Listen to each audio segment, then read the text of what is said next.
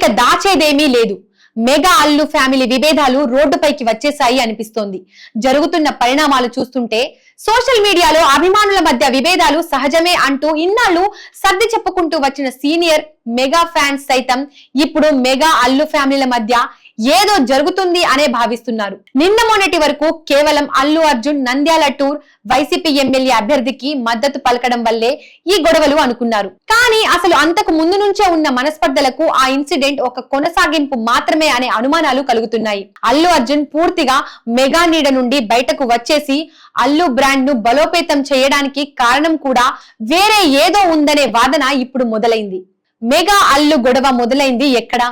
చాలా మంది అనుకునేది అల్లు అర్జున్ ఒక సినిమా ఫంక్షన్ లో పవన్ కళ్యాణ్ అభిమానులు పవర్ స్టార్ గురించి మాట్లాడాలని గోల చేస్తుంటే చెప్పను బ్రదర్ అని అనడంతో అని ఆ తర్వాత కూడా అల్లు అర్జున్ మెగా ఫ్యామిలీ మధ్య విభేదాలు ఉన్నట్లు కనబడలేదు. పైగా పవన్ తల్లి మీద కొందరు దారుణమైన కామెంట్స్ చేసినప్పుడు ఫిల్మ్ ఛాంబర్ వద్ద పవన్ ను హత్తుకొని మరీ మద్దతు తెలిపారు అల్లు అర్జున్. ఆ తర్వాత అల్లు స్టూడియో ఏర్పాటుతో సొంత బ్రాండ్ కోసం అల్లు అర్జున్ ప్రయత్నిస్తున్నారు అనేది స్పష్టమైంది. అదే సమయంలో తన ఫ్యాన్స్ ను ఆర్మీ అని పిలుస్తూ వారికి కూడా మెగా ఫ్యాన్స్ లా ప్రత్యేక గుర్తింపు తెచ్చే ట్రీట్మెంట్ మొదలు పెట్టారు.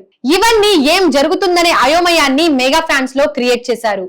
నంద్యాల టూర్ తో టార్గెట్ అయిన బన్నీ సరిగ్గా ఎన్నికల ముందు పవన్ ప్రత్యర్థిగా భావించే వైసీపీకి చెందిన ఎమ్మెల్యే అభ్యర్థికి మద్దతుగా అల్లు అర్జున్ వెళ్లడాన్ని మెగా ఫ్యాన్స్ జన సైనికులు ఇప్పటికీ జీర్ణించుకోలేకపోతున్నారు. కావాలనే అల్లు అర్జున్ ఆ టూర్ కు వెళ్లాడని, తన మార్క్ తన బ్రాండ్ వేరని స్టేట్మెంట్ ఇచ్చేందుకే ఆ పని చేశాడు అనేది వాళ్ళ ఫీలింగ్. దానికి తగ్గట్టే నాగబాబు సైతం ఎన్నికల తర్వాత ఇండైరెక్ట్ గా బన్నీని టార్గెట్ చేస్తూ ట్వీట్ చేశారు.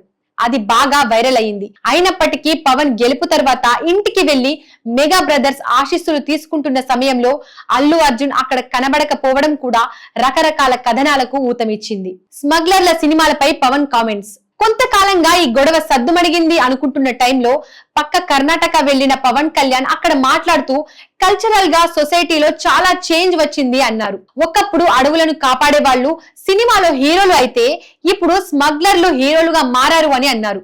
ఇది పుష్ప సినిమాను దృష్టిలో పెట్టుకొని చేసిన వ్యాఖ్యలు అనేది అల్లు అర్జున్ ఫ్యాన్స్ సహా అందరి వాదన.